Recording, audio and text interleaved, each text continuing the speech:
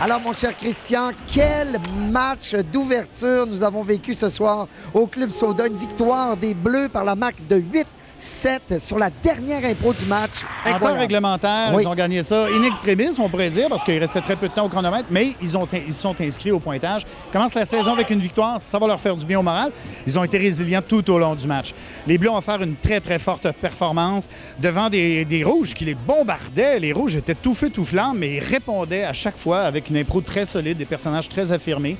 Ça s'est très bien passé pour les Oui, Bleus. parce que les Rouges, c'était incroyable quand même. Les apparitions d'Ève Landry, de Louis Courchaine, de Simon Boudreau, tour à tour venaient, mais l'unité de l'équipe des Bleus a été supérieure. Du côté des Rouges, sans rien leur enlever, on assistait plutôt à 4 unités qui allaient de front, alors que du côté des Bleus, on avait une équipe qui était très soudée et dont les joueurs s'interchangeaient. On peut mentionner le rôle obscur d'un joueur comme Frédéric Barbouchi, qui tout au long de la partie a appuyé ses camarades. Sur toutes les impros, presque, à appuyer l'improvisation, comme tu dis. C'était merveilleux. Quel beau travail de Frédéric Barbouchi. Il y a eu un moment qui a fait basculer le match. D'après toi, c'est lequel? Oui, on l'a bien senti. C'est en première période, on a assisté à une suite d'improvisation mixte, de courtes mixtes, où tout le monde y allait. Et là, il y avait un paquet de petites répliques, un paquet de petites tirages. C'était très effervescent. Oui, très effervescent. La couverture, oui. Beaucoup de bulles. Et là, tout à coup, Virginie Fortin est arrivée et elle a assumé un personnage. Elle a joué Céline à Las Vegas après la mort de René. En peine. C'était extraordinaire. Alors, il y avait quelque chose avec le décalage avec l'actualité qui était savoureux, d'ailleurs. My heart will not go on.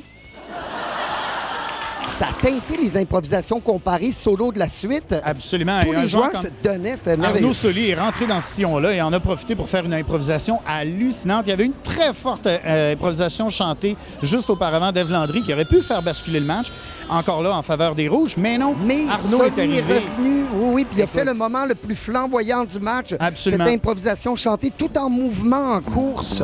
Je cours tellement que je rappe, je perds la trappe, je dérape, je dérape, je déroute, je me route, je m'encroute, je me fous la foule. C'est merveilleux. Ils nous ont montré de très belles qualités. Nos recruteurs avaient raison. Ce gars-là a du potentiel. Oui. Alors, les 3 étoiles du match de ce soir. Bien, Arnaud Soli, 3e étoile. Deuxième très belle étoile, performance. Virginie Fortin. Voilà, Virginie Fortin, 1re étoile. Là, Louis Courchaine, il était partout sur la patinoire ce soir. Il a très bien fait. Personnage très vif, très solide. Incroyable. Mais malheureusement, son équipe l'a échappé. Par contre, Simon Boudreau, au sein de son équipe, reçoit, lui, la mention antidote Et pour ça, la c'est qualité de la une langue. première pour la Ligue nationale d'improvisation, le commanditaire Druide, qui nous fournit un logiciel antidote. Alors, l'étoile antidote qui est remis au joueur qui a utilisé le mieux la langue française, le joueur ou la joueuse. Voilà. Alors, c'est Simon Boudreau ce soir. Et ça a été un match extrêmement serré, extrêmement chaud qui s'est conclu à la toute dernière seconde. Alors, la semaine prochaine, les Bleus CSN contre les Jaunes québécois avec l'arrivée en scène d'une nouvelle recrue, Patrick Huard.